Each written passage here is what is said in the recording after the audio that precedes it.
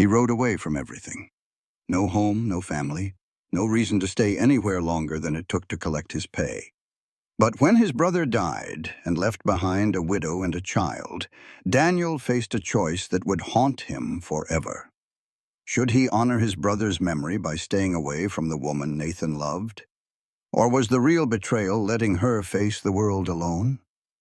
What happened next will challenge everything you believe about loyalty, love, and what it truly means to honor the dead. This story carries a powerful truth that so many of us need to hear. Grief can teach us to stand still, but life demands that we keep moving. Honoring someone we lost does not mean freezing ourselves in place. It means living well enough to make their memory proud. If you have ever felt trapped between what you think you should do and what your heart knows is right, this story was written for you. If this story touched something deep inside you, you are not alone. Drop a comment and tell me. Comment. Have you ever had to choose between loyalty to the past and hope for the future? Hit that subscribe button so you never miss another story that speaks to your soul. Share this with someone who needs to hear that moving forward is not the same as leaving behind. And remember, the people who love us would never want their memory to become our prison. I will see you in the next story. Some men are born to settle. They plant roots, build fences, and die within sight of the same horizon they woke to as children. Daniel was not one of those men.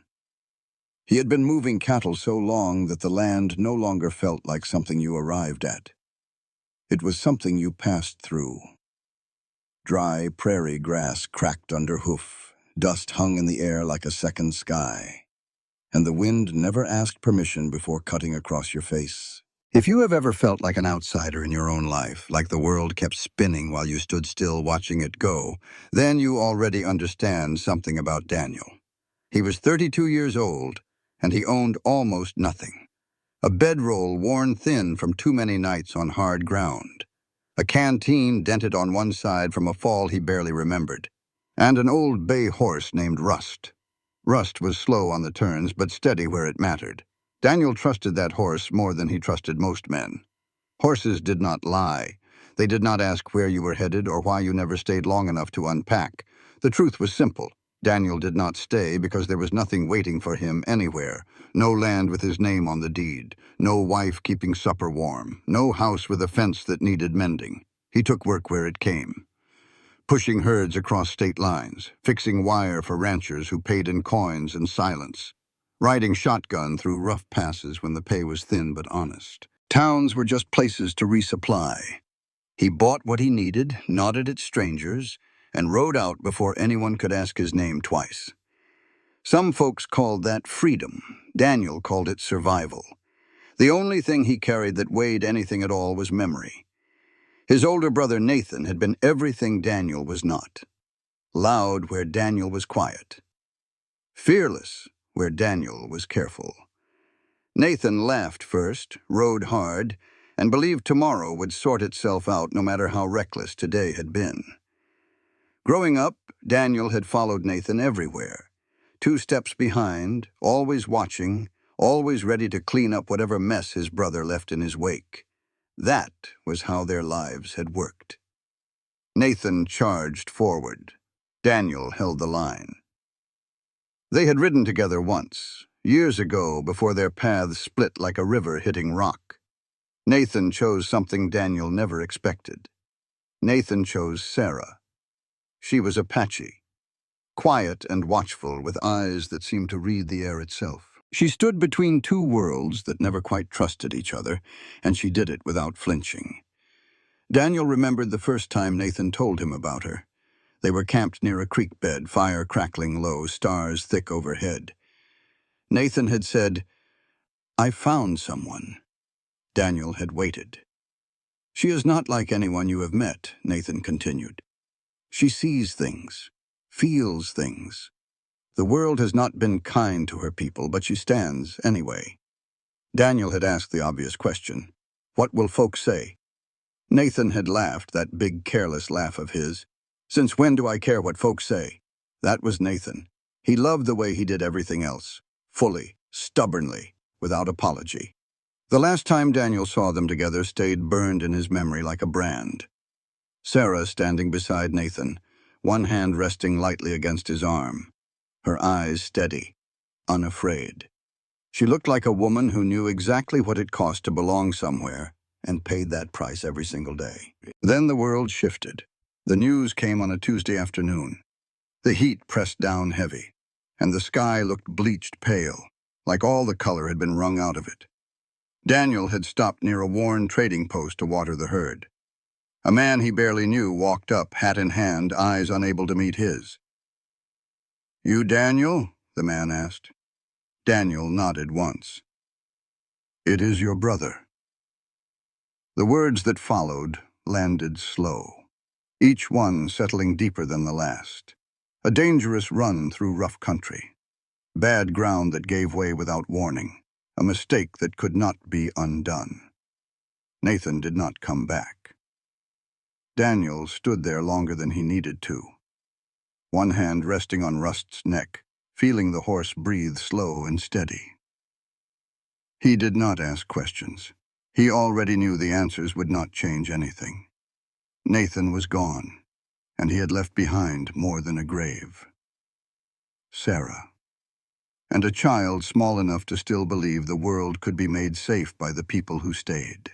That evening, Daniel rode with the sun dropping low. His shadow stretched long across the dirt like something trying to escape him. His first instinct was the same one that had carried him through half his life. Keep moving. The trail did not ask for explanations. Grief was easier when it stayed behind you. He told himself he was not needed. Sarah had her people. The child had a place among them. Daniel was a white man with no claim, no right, and no promise made. But memory has a way of tightening the reins when you least expect it. Nathan's voice echoed in his head, half laughing, half serious, the way it always had when he spoke of responsibility. You do not ride away from what is yours, Dan. You just do not. Daniel pulled Rust to a stop. The herd shifted around him, confused by the sudden halt. Dust drifted past, caught in the last light of day. For a long moment he sat there, staring at the horizon ahead. The easy path, the one that asked nothing of him. Then he turned his horse around. The trail back cut across open ground and old scars in the land. It led toward Apache territory, toward a place where he would not be welcomed or expected, toward a woman who had lost her husband and a child who would never hear their father's voice again. Daniel knew what waited there. Silence, suspicion, grief that did not belong to him but would touch him all the same. He knew he was an outsider, a man passing through a story that was never meant to include him. Still, he rode on, not because he had a plan, not because he thought he could fix what was broken, but because some roads do not let you keep going forward, and because leaving would have been easier. By the time the sky darkened and the first stars cut through the dust, Daniel was headed back toward the one place he had sworn he would never return to. The place where his brother's life had ended. The place where his own might finally be forced to stand still. Sarah learned early that belonging could be taken away faster than it was ever given. Before Nathan, she had been simply Apache, daughter of the land, raised among people who understood silence as well as speech. Her mother taught her to read weather by watching birds. Her father taught her to walk without leaving tracks when tracks meant danger. She grew up knowing that survival was not a gift. It was a skill you practiced every day until it became part of your bones. After Nathan, she became something else entirely. A woman who stood between two fires and was warmed by neither. Their marriage had not been loud or defiant. It had been quiet, deliberate, a choice made with open eyes and full knowledge of what it would cost. Nathan never tried to change her. She never asked him to stop being who he was. Together they had formed a fragile bridge, one that held as long as both of them stood on it. When Nathan died, that bridge collapsed in a single breath. Grief arrived first, sharp and consuming. It woke her in the night and followed her through the day. It sat beside her at meals she could barely eat. It whispered his name when the wind moved through the grass just right. Then came the rest. Within the Apache camp, eyes followed Sarah wherever she went. Some were kind, some were wary. A few were openly cold. She had crossed into the world of white men and come back altered. That was how some saw it. Not broken exactly, but no longer whole in the way she once had been. She was still Apache, yet somehow not entirely of them anymore. Outside the camp, things were worse. Traders lowered their voices when she approached. Settlers watched her hands too closely, as if expecting something to be stolen. To them, she was Apache first, widow second, woman last. Someone to be tolerated at best, never trusted. Sarah understood this without needing anyone to explain it. She had lived long enough to read the land and the people who walked it. Loss sharpened that skill. It taught her which paths were safe and which ones only looked that way. She did not ask for help. Asking invited debt, and debt could become a leash. She woke before dawn each day, built the fire herself, mended what could be mended, stretched what little she had to cover what mattered most. Her child slept close each night, breathing steady, unaware of how carefully the world was being held together around them. That alone was reason enough to stand upright. Nathan was gone. That truth did not soften with repetition. At night, when the wind moved through the grass, Sarah sometimes heard echoes of his voice. Not words exactly, just presence, a reminder of what had been lost and what could not be reclaimed. She allowed herself those moments. Then she rose and continued. When Daniel rode into the edge of the territory, Sarah saw him before he reached the camp. She recognized him at once. Nathan's brother carried himself differently than Nathan had. Where Nathan filled space without trying, Daniel seemed to avoid it. His posture was quiet, contained. He did not ride like a man looking to be seen. He rode like someone passing through, even when he was turning toward something he did not want to face. Sarah did not go to meet him. She watched from a distance, hands busy with work, face giving nothing away. She had already buried one man she loved.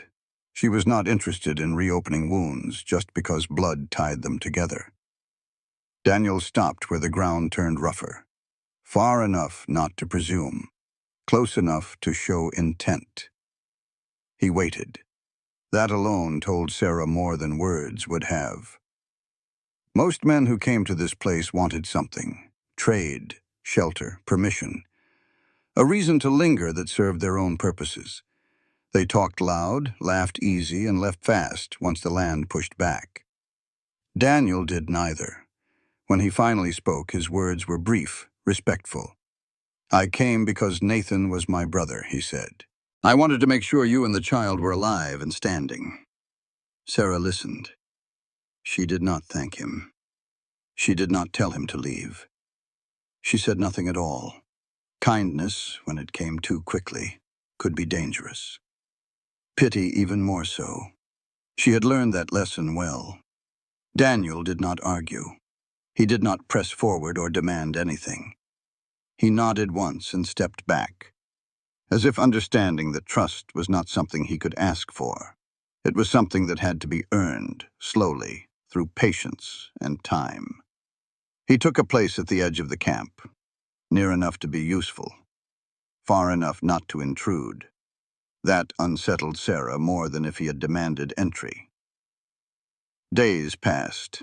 Daniel stayed longer than he said he would. He repaired a broken section of fence without being asked. He shared water when supplies ran thin. He stood watch one night when the wind turned hard and the sky threatened rain that never came. He did not offer comfort. He did not speak Nathan's name unless Sarah did first. She noticed these things even as she pretended not to. Sarah kept her distance because distance was how she protected what remained. She did not need a rescuer. She did not need a replacement for the man she had lost. She needed space to survive on her own terms. And yet, each evening she found herself glancing toward the edge of the camp, checking if Daniel's horse was still there. Not because she trusted him, But because in a world that had taken so much so quickly, consistency mattered more than she wanted to admit. Daniel did not belong to her people. She did not belong to his world. Between them lay old blood, old rules, and an absence that could not be filled. Still, he stayed. And Sarah, caught between two fires that both watched her closely, did the only thing she could afford to do. She endured. The nights grew longer, the air turned cool, and somewhere beneath the weight of grief and caution, something small began to shift. Not trust, not yet, but the possibility of it. And in a life where possibilities had been stripped away one by one, even that small thing felt dangerous. Daniel had said he would stay a few days. He said it plainly, the way a man does when he means to keep his word to himself more than to anyone else. A few days to make sure Sarah and the child were not struggling. A few days to pay respects to his brother's memory. Then he would ride out the way he always did, back to the open trail. Back to the life that asked nothing of him except forward motion. But days have a way of stretching in open country. Morning came, then another. The wind shifted. The heat broke for a while and returned heavier than before. Daniel looked up one afternoon and realized a week had passed. He was still there. He rose early each day, before most of the camp stirred. He took his coffee black, standing apart from everyone else, eyes on the horizon, as if checking whether the land itself had changed its mind about letting him stay. No one asked him to leave. No one asked him to stay either.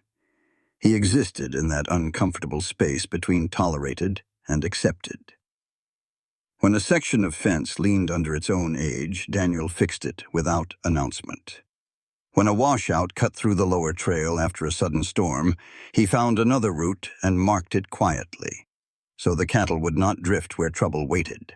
On nights when the wind howled hard enough to carry sounds that were not there, he stood watch without being asked. He did not expect thanks. He did not keep count of what he gave. Men who passed through before him had always wanted something: trade, shelter, permission. A reason to linger that benefited them in ways they never admitted. They talked loud, laughed easy, left fast once the land pushed back. Daniel was different. He spoke little. He listened when he did speak. He did not look at people like he was measuring what could be taken from them. He kept his distance, but not in a way that felt cold. More like a man who knew exactly where the line was and chose to stop short of it. Sarah noticed. She noticed the way Daniel stepped aside when elders passed, the way he never reached for the child or assumed a place that was not offered, the way he nodded once when someone thanked him and returned to his work as if gratitude were not the point.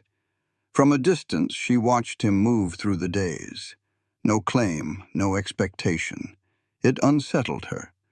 Trust had been expensive in Sarah's life. It came slow and left scars when it broke. She had learned to measure people by what they demanded. Daniel demanded nothing. That made him harder to read than any man she had met. She did not invite him closer. She did not send him away.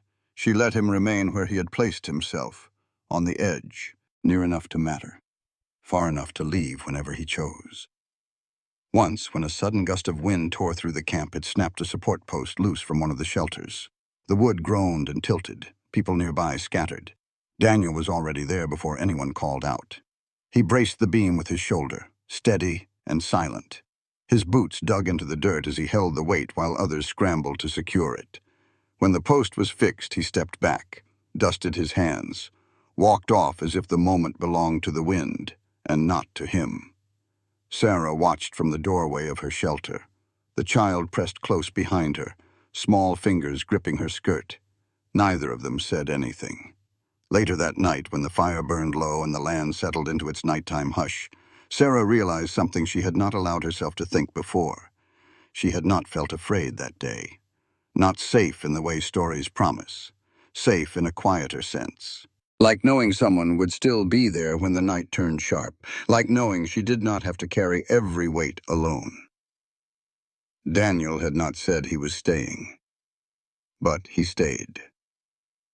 Each morning, Sarah half expected to see his horse gone, his place at the edge of the camp empty, the ground smoothed by time as if he had never been there at all. Each morning, Rust stood tied where he had been, patient and uncomplaining, like the man who rode him. Sarah told herself this meant nothing. Men lingered for all kinds of reasons that revealed themselves later, usually when it was too late to protect yourself from them. She would not mistake endurance for loyalty, not again. Still, she found herself adjusting her routines around the simple fact of Daniel's presence. She left the fire burning a little longer at dusk. She slept a little deeper when the wind rose. She allowed the child to wander a little farther, knowing there were watchful eyes that did not crowd. Daniel never crossed the space between them unless Sarah did first. When she spoke, he listened. When she fell silent, he respected it. He did not mention Nathan unless she did. That restraint mattered more than he could have known. The land around them bore the marks of old conflict, dry ravines, worn paths, places where blood had once soaked into the dirt and been swallowed whole by time. Daniel knew those signs. He guided the cattle wide of them, careful not to stir what slept beneath the surface. One evening, as the sky turned copper and the wind laid itself down at last, Sarah found Daniel sitting alone near the edge of the camp. He was mending a leather strap. His hands moved slow and sure. The kind of work that did not require thought, but gave a man something to do while his mind traveled elsewhere. Sarah stopped a few feet away. Daniel looked up. The light caught his face, weathered by sun and wind. Honest in a way that made lying seem pointless, he did not smile. He rarely did. "You said you would stay a few days," Sarah said. Her voice was steady, not accusing, not inviting, just stating fact. Daniel set down the strap. He considered the ground rather than her eyes. "I did," he said. A pause stretched between them, long enough to feel uncomfortable. "And now," Sarah pressed. Daniel looked up, met her gaze. "Now I am still here." That was all. No promises, no explanations, no claim on tomorrow. Sarah nodded once. She turned and walked back toward her shelter. The fire crackled behind her. The stars began to push through the darkening sky. In a world that had taken more than it ever returned, that answer felt strangely solid. Daniel stayed because leaving would have been easier. And Sarah, watching him remain without asking to be kept, began to understand something she had not expected. Some men did not arrive to change a place. Some men arrived simply to stand their ground, even if no one asked them to. Time did not announce itself. It slipped in quietly, carried on routine and repetition, measured not in days but in small ordinary acts that stacked up without asking permission.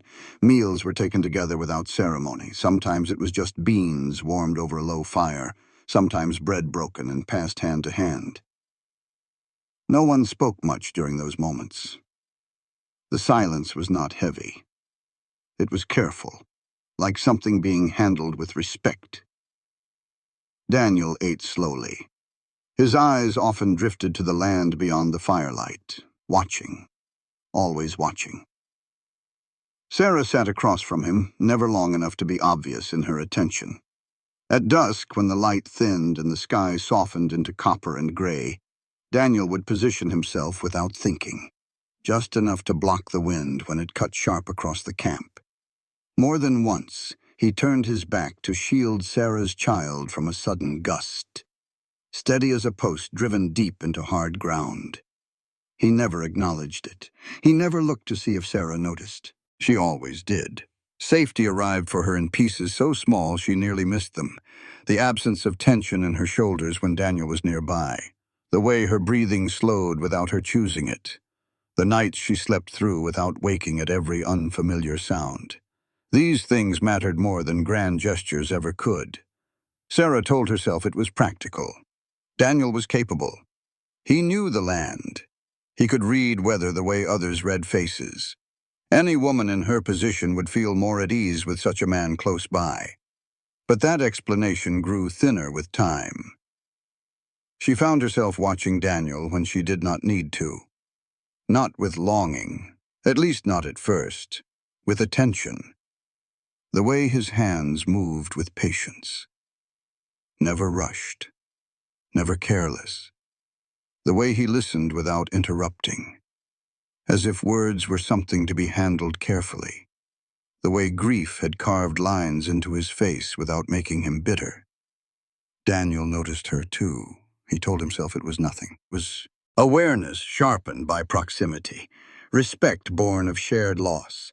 He had lived most of his life beside men, not women. It made sense that his eyes would linger where there was warmth, where there was quiet strength. Still. He caught himself watching Sarah when she thought no one was looking. The set of her jaw when she focused on a task, the gentleness she allowed only with her child, the resilience that showed not in defiance but in simple endurance. Each time he realized what he was doing, he looked away. Nathan's name lived like a boundary inside him, not spoken aloud, but always present. A line drawn clear and absolute. Daniel had crossed many lines in his life. That one was not his to step over. Sarah carried her own line, drawn by memory and fear. Loving Nathan had cost her more than she ever admitted aloud. It had placed her between two worlds that both watched her with suspicion. It had given her a child who would grow up belonging fully to neither place. Loving again would mean reopening wounds she had worked hard to close. It would mean trusting the world not to take everything a second time. She did not know if she had the strength for that. So they moved around each other carefully, circling something neither dared to name. One evening, a sudden gust scattered sparks from the fire. The child scrambled backward with a sharp cry of surprise. Daniel reacted without thought. He stepped forward, arms raised, body angled against the wind, shielding the child from the flying embers. The sparks died quickly. Harmless. The moment passed in seconds, but Sarah's hand remained on Daniel's sleeve a heartbeat longer than necessary. He felt it, the brief grounding weight of her fingers, the warmth through the fabric. He did not turn. He waited until she withdrew on her own. Then he stepped back, as if nothing had happened. The fire crackled low. The land watched in silence. Later that night, when most of the camp slept, Sarah sat awake, staring into the darkness beyond her shelter. Her heart felt unsteady, like a horse sensing a storm long before it arrived. She hated herself a little for it, hated the hope creeping in where grief had finally settled, hated the way her thoughts kept returning to a man who was not her husband, who had no right to take up space in her mind. Daniel lay awake too, eyes open beneath the stars, replaying the smallest details as if they carried meaning he was refusing to name. The touch of her hand, the way she had looked at him afterward, the silence that stretched between them, heavy with things unsaid. Nothing had happened. And yet, something had. They did not speak of it the next day, or the day after that. They continued as before, measured, respectful, restrained. Daniel kept his distance. Sarah maintained her composure. But the air between them had changed. It carried awareness now, possibility, danger. Both of them understood without ever saying it aloud that whatever was forming between them could not be allowed to rush forward. It had to be resisted, or faced with care, because the cost of a misstep was too high. For Daniel, it meant betraying the man whose absence had brought him here. For Sarah, it meant risking the fragile ground she had rebuilt beneath her feet. So they chose silence. They chose patience. They chose to let the moments pass unnamed, trusting that time would either dull them or force them into the light. And beneath the wide western sky, where nothing stayed hidden forever, both knew that silence could only hold for so long. The fire burned low that night. Its glow stretched thin against the dark, restless prairie. Wind moved through the grass in slow waves, whispering over the land like something trying to remember itself. Daniel sat across from the dying flames, boots planted firm, hands resting loose on his knees. He had finished his meal but had not moved away. as if standing up might disturb something fragile in the air. Sarah watched the fire, not him. The child had already gone to sleep, wrapped tight in blankets, dreaming somewhere beyond the reach of worry. The camp had quieted the way it always did when the world decided to listen instead of speak. Nights like this carried weight. Daniel had learned that long ago. They brought truth to the surface whether a man wanted them to or not. Sarah had felt it all evening. The pressure in her chest, the way her thoughts refused to settle. She had told herself to wait. Tomorrow would be easier. Another day of silence would pass like all the others. But silence had stopped being neutral. She stood slowly, brushing dust from her hands. She moved closer to the fire. Daniel noticed the shift in her presence before she spoke. He always did. His posture changed, subtle but alert, like a rider sensing movement in the dark. Daniel. Her voice was steady. That was what struck him first. Not soft, not trembling, grounded. He looked up. Sarah did not sit. She remained standing, firelight cutting sharp lines across her face, shadows moving with every breath she took. For a moment she said nothing. Daniel wondered if she would turn away, if this would become another thing left unfinished between them. She did not. "I will not carry this anymore," she said. The words landed without warning. Daniel did not respond. He waited. "I loved Nathan," Sarah continued. "I loved him the way a woman loves the man she chose, knowing the cost." She paused, letting the truth of that settle between them. His death did not take that love away. It took the future we were building. The wind picked up. Sparks lifted briefly into the night before disappearing into darkness. "I stayed silent because silence kept me standing," she said. "Because surviving meant narrowing my world down to what I could hold without breaking." Daniel's jaw tightened. Nathan's name felt like a weight pressing into his chest. Sarah met his eyes now, fully, without retreat. "But I am still alive," she said. "I still feel. And pretending otherwise has begun to feel like another kind of death." Daniel rose to his feet without realizing he was doing it. The fire crackled between them, a living thing. Sarah did not move closer. She did not reach for him. "My feelings have found you," she said. "I did not ask them to. I did not invite them. They came because you stayed, because you stood where others passed through." Daniel's breath caught, sharp and involuntary. "I am not asking you for anything," Sarah went on. "Not comfort, not promises, not forgiveness. I am telling you because truth matters, even when it changes nothing." The prairie seemed to hold its breath. Daniel searched for anger inside himself and found none. He searched for relief and found none of that either. What he felt instead was a hollow stillness, the kind that followed a blow you did not see coming. "Sarah," he said finally, her name rough in his mouth. He stopped there. No words followed. She nodded once, accepting the silence. "I know what this is," she said. "I know what it costs. If you choose to walk away, I will understand. I needed you to hear it, that is all." Daniel stared into the fire, watching embers shift and collapse. Nathan's face rose unbidden in his mind. Laughing, alive, unafraid. The memory cut deep. "I cannot," he said quietly. Sarah did not flinch. "I cannot answer this," he corrected. "Not now." That, too, she accepted. Daniel stepped back, then farther still, as if the space might help him breathe. He grabbed his coat, his movements sharp, unsteady. He did not look at her again, afraid that if he did, the ground beneath him would give way entirely. "I need air," he said. "I need distance." Sarah watched him go, her expression unreadable, shoulders squared against the night. She did not call after him. She did not ask him to stay. Daniel mounted Rust and rode out past the edge of the camp.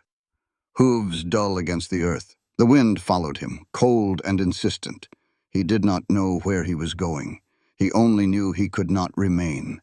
Behind him the fire burned on. Ahead of him stretched unanswered ground. Daniel rode with one question tearing through him, relentless and raw, whether honoring his brother meant denying the life still waiting in front of him. And for the first time since Nathan's death, Daniel did not know which choice would cost him more. Daniel rode until the campfire was nothing but a fading memory behind him. The prairie opened wide and empty. Moonlight washed the land in pale silver. Rust moved steady beneath him, familiar and sure. As if the horse knew that tonight was not about distance, it was about reckoning. Daniel did not stop until the wind thinned and the night grew quiet enough to hear his own heartbeat. He dismounted near a low rise, sat down with his elbows resting on his knees, stared out across the endless land. This was where Nathan came back to him, not in dreams, not in photographs tucked away in forgotten drawers, in the open places where silence left no room to hide. He remembered riding beside his brother years ago, both of them younger, louder, careless in ways that felt harmless at the time. Nathan had laughed at everything back then: bad weather, thin pay, danger itself. He had believed life would always bend in his favor. Daniel had followed, watching the horizon, ready to pull his brother back when the ground turned rough. There were promises Daniel had never spoken aloud, promises he assumed did not need words, that he would always watch Nathan's back, that he would be there when it mattered most. Now Nathan was gone, and Daniel was left measuring the space between loyalty and survival. He rubbed his hands together, feeling the ache settle deeper into his chest. Sarah's voice echoed in his mind. "I am still alive." The words cut sharper now than they had by the fire. Was he betraying his brother by hearing them? By feeling the truth in them? Or was he honoring Nathan in the only way left? By refusing to let the people Nathan loved remain frozen in grief? Daniel did not know. The land offered no answers. It never had. He slept little that night, wrapped in his coat beneath the stars. When morning came, it brought no clarity, only resolve enough to turn his horse back toward the camp. Avoidance had never solved anything. Nathan had taught him that too. By the time Daniel returned, the sun stood high. The camp had resumed its quiet rhythm. No one spoke of his absence. No one asked where he had gone. Sarah saw him before he saw her. She was standing near the edge of the camp, hands still, posture composed, as if she had practiced holding herself together through the night. Her eyes flicked toward him, then away. She did not approach. She did not retreat. Inside her, the night had left its mark. Sarah had not slept either. She had replayed every word she spoke, not with regret, but with fear. Fear that she had crossed a line that could not be uncrossed. Tradition weighed heavy on her shoulders. In her world, the dead were honored through restraint, through remembering what had been lost and not reaching for what came after too quickly. Yet her heart refused to be quiet. She had given years to survival, years to keeping her child safe, her grief contained, her place uncertain but intact. What she had spoken by the fire was not reckless. It was necessary. Still, necessity did not make it simple. That afternoon, as the heat settled and shadows shortened, one of the elders called for Sarah. The man was old, his face marked by time and memory, his voice steady as ground that had seen too many seasons to be surprised by change. They sat beneath a sparse stretch of shade, the air heavy but calm. "You carry much," the elder said. Not unkindly, Sarah did not deny it. "You walk between paths," he continued, "and you believe choosing one means abandoning the other." She looked down at her hands. "It feels that way," she admitted. The elder was quiet for a long moment. Then he spoke words that had been passed down long before either of them were born. "The dead do not hold the living in place," he said. "They walk with us in memory, not in chains." Sarah looked up, breath catching. Grief teaches us to stand still, he went on. Life teaches us to move. One is not betrayal of the other. The words did not solve anything. They did not erase doubt or fear, but they shifted something inside her, just enough to let light through. When Sarah rose and turned back toward the camp, she saw Daniel standing a short distance away, waiting. He did not approach. He did not speak. For a moment, neither of them moved. Daniel nodded once.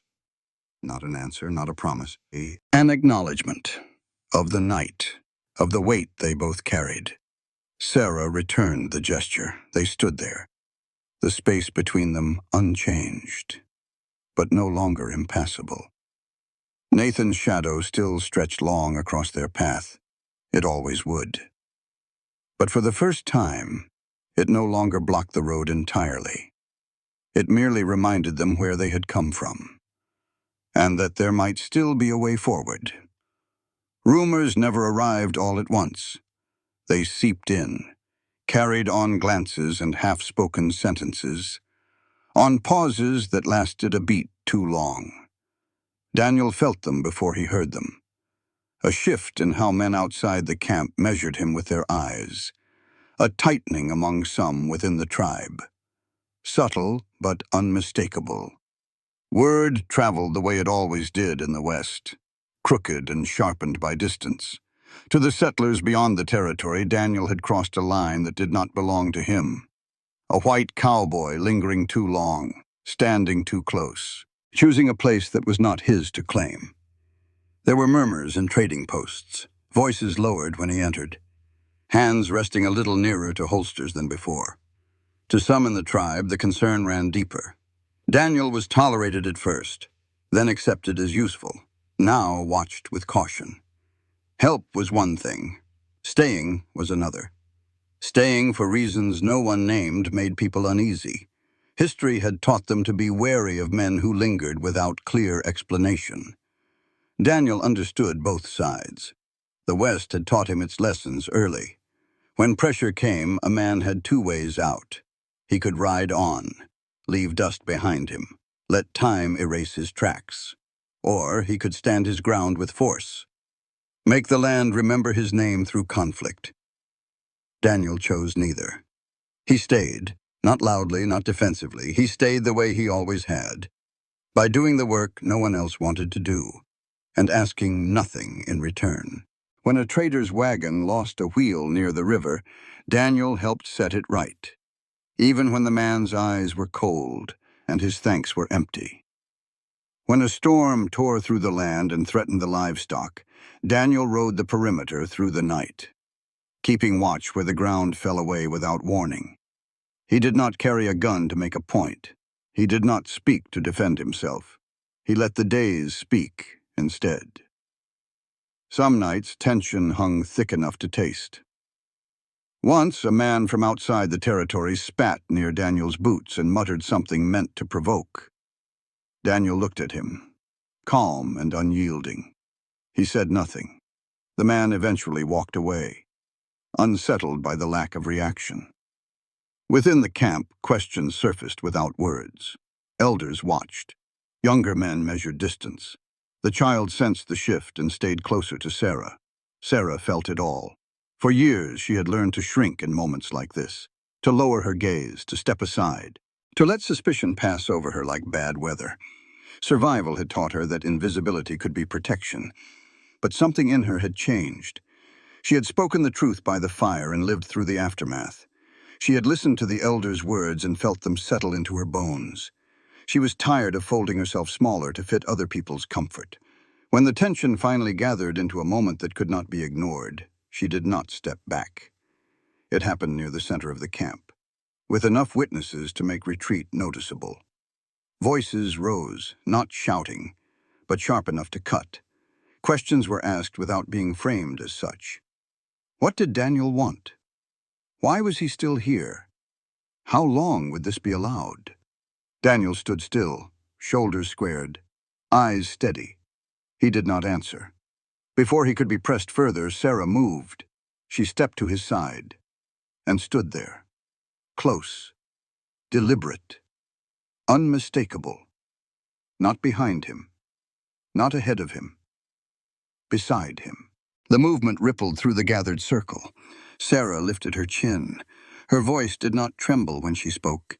He stays. No explanation followed, no apology, just the truth, spoken plainly. For a heartbeat, the world seemed to pause. Daniel felt it then. Not triumph, not relief, something steadier.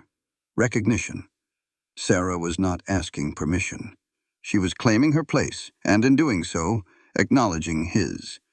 He did not turn to look at her. He did not need to. The challenge did not dissolve. Suspicion rarely did, but the shape of it changed. The question was no longer whether Daniel belonged. It was whether anyone would force the issue. No one did. That night, Daniel worked later than usual, repairing a section of fence battered thin by time and weather. Sarah passed by once, pausing just long enough for him to see her watching. She gave a single nod. He returned it. The West was not kind to those who demanded acceptance. It tested men and women until only what was true remained. Daniel knew the trials were not over. Sarah knew it too. But for the first time since Nathan's death, they were facing the pressure together, openly, without retreat. Daniel stayed not because he was unchallenged, but because he was willing to endure. Sarah stood beside him, not because it was easy, but because hiding had stopped being an option. And in a land that respected resolve more than words, that choice began to matter. There was no moment where Daniel reached for Sarah's hand and declared anything. No promise offered beneath the sky. No line crossed with ceremony. Instead, their days began to lean toward one another, slow and deliberate, like two paths that had always been close but never quite touched. Morning found them awake early, moving through the camp while the air was still cool and forgiving. Daniel split wood without comment. Sarah prepared what food there was, her motion steady, practiced. Sometimes they exchanged a few words about the weather or the work ahead. Often they did not. The quiet between them no longer felt like avoidance. It felt shared. At night they sat near the edge of the light and watched the sun give up the land inch by inch. Daniel would rest his elbows on his knees, eyes tracking the horizon, the way he always had. Sarah sat beside him, close enough to feel the warmth of his presence without touching. The sky shifted through its colors, gold to rust to deep blue, until stars pressed through. Nothing needed to be said. The guilt that once clung to them both began to loosen its grip. It did not vanish. It never would. But it no longer pressed like a hand against the throat. Daniel stopped waking with the sharp thought that he was trespassing on his brother's memory. Sarah stopped bracing herself for punishment that never came. What remained was caution and honesty. They spoke of practical things, of the child's learning, of supplies that would run thin when winter crept closer, of small fears that surfaced in the quiet. Daniel's worry that staying too long would eventually bring trouble. Sarah's fear that letting herself rely on him would leave her exposed. Daniel listened without fixing. Sarah listened without testing. Trust grew in the space where neither demanded more than the other could give. The child watched them closely. At first, the acceptance came in fragments, a question asked only once, a glance held longer than before. The child did not cling to Daniel or seek him out the way children sometimes do when filling absence. Instead, there was a cautious acknowledgement. This man was not passing through. One evening, as the wind settled and the fire burned low, the child sat between them, legs crossed, gaze fixed on the flames. "You are still here," the child said to Daniel, not accusing, not hopeful, simply stating fact. Daniel nodded. "I am." The child considered that for a long moment. "You do not talk like my father." Daniel felt the familiar tightening in his chest. "No," he said, "I do not." "But you stay," the child added. "I do." That seemed to be enough. From then on, the child treated Daniel not as a replacement, but as a presence, someone who would be there at dawn and again at dusk, someone who noticed when a shoe wore thin or when worry crept in at night, someone who did not force affection, but accepted it when it came. Sarah watched this unfold with quiet relief. She had feared this part most, not judgment from others, not gossip, not the scrutiny of tradition.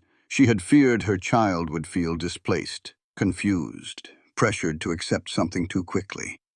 Instead, the child accepted Daniel the way the land accepted rain, without ceremony, without explanation. Daniel never claimed more than that. He did not correct the child.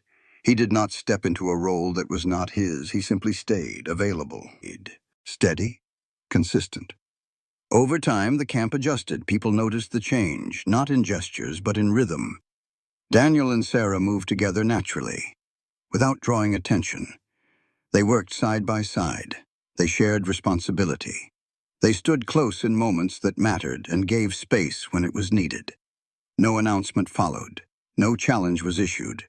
Choosing each other in silence turned out to be the strongest choice they could make, because silence did not mean hiding anymore. It meant refusing to dress something honest in unnecessary words. Daniel knew the West respected what endured, not what was declared. Sarah knew survival had taught her many ways to endure, but living asked something different. It asked for presence without armor. They were not finished being tested. The land made no such promises, but as the seasons shifted and the nights cooled, one truth held firm. Neither of them felt alone anymore. And in a place where loneliness could swallow a person whole, that quiet understanding mattered more than any vow ever could. The decision did not come all at once. It formed quietly, the way most lasting things did between them. Neither Daniel nor Sarah spoke of it at first, but both felt the same truth settling in their bones. Staying where they were meant living inside a memory that was not entirely theirs. The ground beneath the camp carried too many echoes. Nathan's laughter once ringing there, his absence now pressing just as loudly. It was a place of endurance, not beginning. One evening as they watched the light drain from the sky, Sarah spoke without turning her head. "We cannot stay here forever." Daniel nodded. "No, we cannot." Leaving did not mean abandoning what had been. It meant refusing to let grief dictate every step that followed. They chose a stretch of land near the edge of the territory, where the prairie thinned and the ground rose gently toward rock and scrub. It was neither fully Apache land nor fully claimed by the outside world. A place where borders blurred and rules softened. A place where both of them could stand without apology. Daniel worked the way he always had, methodical, patient, unhurried. He felled small trees, squared beams, measured twice before driving a nail. Each board went up with care, not because the house needed to be perfect, but because intention mattered. This was not shelter thrown together for survival. This was something meant to last. Sarah moved alongside him in her own way. She cleared the ground around the structure, turning soil with bare hands, choosing where life would take root. She planted young trees near the house, hardy ones, capable of weathering drought and wind. She did not rush them. Growth would come in its own time. The child watched with interest, helping where small hands could, learning that building something new did not require forgetting what had been lost. They worked mostly in silence. But it was a different silence now, anchored, purposeful. When the structure stood finished, rough but solid, Daniel stepped back and studied it. It was not grand. It was not meant to be. It was enough. Sarah walked the perimeter slowly, taking in the way the house sat against the land. Not imposing, not shrinking. She nodded once, satisfied. Inside, they kept things spare. What mattered came with them. What did not was left behind. Nathan's presence did not disappear. It never would. They honored him quietly. A tool he had once carried rested on a shelf. Stories were told when the child asked. spoken without bitterness or restraint. Daniel visited the place where Nathan had died once more. Alone. He said nothing aloud. He did not need to. Sarah carried Nathan with her in memory, not as a weight, but as part of the path that had brought her here. The difference was this. His memory no longer defined the limits of her future. On the first night they slept in the new house, the wind moved gently across the prairie. The walls held. The fire burned steady. Daniel sat on the step outside, watching the stars break through the dark. Sarah joined him, settling beside him without hesitation. Their shoulders touched, light but intentional. "We did not leave him behind," she said softly. "No," Daniel replied. "We did not." They sat there a long while, neither rushing the moment. The land stretched wide and quiet before them, unchanged, and yet newly claimed, not by ownership, by presence. There was no ceremony to mark what they had become, no gathered crowd, no vows spoken loud enough for the land to carry, no moment set aside as something sacred and separate from the rest of their days. What they had chosen did not need witnesses. Morning came the way it always did in the West. Quiet, unannounced, honest. The sky lightened slowly, pale gold pushing against the last of the night. Rust stood tied to the porch rail, head low, patient. Smoke lifted from the small stove inside the house, drifting into the open air, thin and steady. Daniel stepped onto the porch with a cup of coffee warming his hands. The boards beneath his boots creaked softly. Familiar now. He looked out across the land and felt something settle inside him. Something that had taken a long time to find its place. He had spent most of his life moving through the world as if stillness were failure. Staying meant attachment. Attachment meant loss. So he had ridden on, leaving pieces of himself scattered across trails and towns that never asked him to remain. Now he stayed. Not because he was trapped. Not because he had nothing else. But because he had chosen this ground, this quiet, this shared morning. Sarah moved inside the house, preparing food with the same steady care she brought to everything. The child sat at the table, feet swinging, absorbed in the simple rhythm of another day that did not need to be defended. There was no weight pressing on Daniel's chest as he watched them. No voice whispering that he was standing in someone else's place. He understood it now. He had not replaced his brother. Nathan was not erased.